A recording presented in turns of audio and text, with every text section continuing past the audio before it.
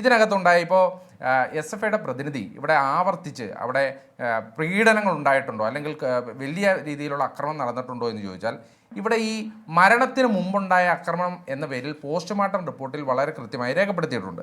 ആ രേഖപ്പെടുത്തിയതിൽ രണ്ട് പ്രധാനപ്പെട്ട, താങ്കൾ പറഞ്ഞ വാദത്തിൻ്റെ എതിരായി വരുന്ന രണ്ട് പ്രധാനപ്പെട്ട കാര്യം, ഒന്ന് ഈ ഭക്ഷണം കഴിച്ചിട്ടില്ല എന്നുള്ളതിന് വളരെ കൃത്യമായി അവിടെ പറയുന്നുണ്ട്. അതായത് യൂറിനറി ബ്ലാഡർ അത് എംറ്റി ആയിരുന്നു, ഒന്ന്. രണ്ട്, അതുപോലെ തന്നെ ഇവരുടെ വയറിലുണ്ടായിരുന്നത് തവിട്ട് നിറത്തിലുള്ള ദ്രാവകം മാത്രമായിരുന്നു എന്ന് പറഞ്ഞാൽ അത് കൃത്യമായി നിങ്ങൾ ഫോറൻസിക് സർജന്മാരോട് ചോദിക്കണം. ഭക്ഷണം കഴിച്ചിട്ട് 2-ലധികം ദിവസങ്ങളായി എന്നുള്ളതാണ് അത് വ്യക്തമാക്കുന്നത്, ഒന്നാമത്തെ കാര്യം. ഇനി രണ്ട്, ഇതെന്ന് നടന്ന അക്രമമാണ് എന്നുള്ളതിൽ വളരെ കൃത്യമായി ആ പോസ്റ്റ്മോർട്ടം റിപ്പോർട്ടിൻ്റെ ഏറ്റവും അവസാനം opinion as to cause of death എന്ന് എഴുതി വെച്ചതിൽ വളരെ കൃത്യമായി പറയുന്നു, ഈ കൺഡ്യൂഷന് ട്രാംലൈൻ കൺഡ്യൂഷൻ എന്ന് പറഞ്ഞാൽ വലിയ ദണ്ട് ഉപയോഗിച്ച് അടിച്ച് ദേഹത്തടിച്ച് ഉണ്ടാകുന്ന ചതവുകളാണ് ട്രാംലൈൻ കൺഡ്യൂഷൻ എന്ന് പറയുന്നത്. ആ ട്രാംലൈൻ കൺഡ്യൂഷന് 2 മുതൽ 3 ദിവസം വരെ പഴക്കമുണ്ട് എന്നുള്ളതാണ് വളരെ കൃത്യമായി പറയുന്നത്.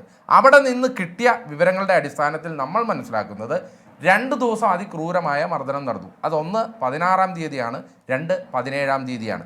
ഈ 2 ദിവസം നടന്ന അക്രമത്തിൽ ഒരു ദിവസം ഹോസ്റ്റലിൻ്റെ നടുക്കൽ വെച്ച് അവരുടെ വസ്ത്രം അഴിപ്പിച്ചു വെച്ച് അന്ന് അതിക്രൂരമായ മർദ്ദനം ഉണ്ടായി എന്നുള്ളത് വളരെ കൃത്യമാണ്. പിന്നെ എന്തുകൊണ്ട് ഇത് പുറത്തു വരുന്നില്ല എന്ന് ചോദിച്ചാൽ അത് വളരെ കൃത്യമല്ലേ ഹാഷ്മി? ഇവരെ പോലുള്ള കാട്ടാള സംഘം ആക്രമിക്കുമെന്ന് പേടിച്ചിട്ട് തന്നെയാണ് പല വിദ്യാർത്ഥികളും പുറത്തു പറയാത്തത്. പക്ഷേ എനിക്ക് എപ്പോഴും ആ വിദ്യാർത്ഥികളോട് സഹതാപം മാത്രമാണ് തോന്നുന്നത്. കാരണം എന്താണെന്നറിയോ, നമ്മുടെ സഹപാഠിയായ ഒരു ചെറുപ്പക്കാരനെ അവിടെ അടിച്ച് വശംവദനാക്കി ആക്രമിക്കപ്പെടുമ്പോഴും നിങ്ങൾ വായ തുറക്കാൻ, നിങ്ങൾ ഈ SFI എന്ന പ്രസ്ഥാനത്തിൻ്റെ വാറോലയിൽ വായ തുറക്കാൻ ആവാത്തതിൽ എനിക്ക് സഹതാപം മാത്രമാണ് തോന്നുന്നത്. ഇനി അല്ലെങ്കിൽ ഇവിടെ SFIയുടെ സുഹൃത്ത് ഇവിടെ പല പ്രാവശ്യം പറഞ്ഞു, അവരുടെ SFIയുടെ സംസ്ഥാന സെക്രട്ടറി തന്നെ പറഞ്ഞത് SFIക്കാരനാണ് കൊലപ്പെട്ടത്, പിന്നെ ഞങ്ങൾ എന്തിന് ആ കൊലയെ ഏറ്റുപിടിക്കണം എന്നുള്ളതാണ് പറഞ്ഞത്. അങ്ങനെയാണെന്നുണ്ടെങ്കിൽ ഈ SFIക്കാരനാണ് കൊലപ്പെട്ടത് എന്നുണ്ടെങ്കിൽ ഹാഷ്മി, ഈ SFIയുടെ ഔദ്യോഗികമായ ഫേസ്ബുക്ക് പേജ് തിരിച്ചു കിട്ടിയിട്ട് ഇപ്പോൾ 2-3 ദിവസമേ ആയുള്ളൂ. ഇൻസ്റ്റഗ്രാം പേജുണ്ട്, അല്ലെങ്കിൽ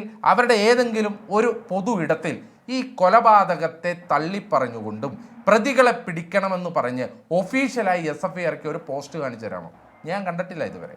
അല്ലെങ്കിൽ SFI ഞാൻ പെറ്റ മകനെ എന്നും അഭിമന്യുവിൻ്റെ വിഷയത്തിലുമൊക്കെ അവർ പോസ്റ്റർ ഒട്ടിച്ചതും അവർ വലിയ പ്രചരണം നടത്തിയതും നമ്മളൊക്കെ ആ പ്രചരണത്തോട് ചേർന്ന് നിന്നതും നമുക്കറിയാം. പക്ഷേ എന്തുകൊണ്ടാണ് ഈ കൊലപാതകവുമായി ബന്ധപ്പെട്ട് SFIക്ക് ഒരു പോസ്റ്റർ പോലും ഈ നാടിൻ്റെ മുന്നിൽ അവതരിപ്പിക്കാൻ പറ്റാത്തത്? അതിൽ തന്നെ നിങ്ങൾ എത്രമാത്രം ആ കുറ്റകൃത്യത്തിൽ ഏർപ്പെട്ടു എന്നുള്ളത് വ്യക്തമാണ്. ഇപ്പോൾ കള്ളി വെളിച്ചത്തായില്ലേ? എന്താണ് ഞങ്ങൾ ആ യൂണിറ്റിനെ കുറിച്ച് പറഞ്ഞപ്പോൾ അദ്ദേഹം ന്യായീകരണവുമായിട്ടാണ് വരുന്നത്. കാരണം എന്താ? ഇപ്പോൾ അദ്ദേഹം രാഹുൽ ഗാന്ധിയുടെ ഓഫീസുമായി ബന്ധപ്പെട്ട് കാര്യങ്ങൾ പറഞ്ഞു. രാഹുൽ ഗാന്ധിയുടെ ഓഫീസുമായി ബന്ധപ്പെട്ട് ഡിസ്മിസ് ചെയ്ത പ്രധാനപ്പെട്ട SFIക്കാരെ മുഴുവൻ ഒരാഴ്ചക്കുള്ളിൽ തിരിച്ചെടുത്തു. അത് മനസ്സിലാക്കണം. ആ SFIക്കാരൊക്കെ ഇന്ന് നേതാക്കന്മാരായി ഇതിൻ്റെ ഉള്ളിൽ തന്നെ ഉണ്ട് എന്നുള്ളത് നമുക്കറിയാം.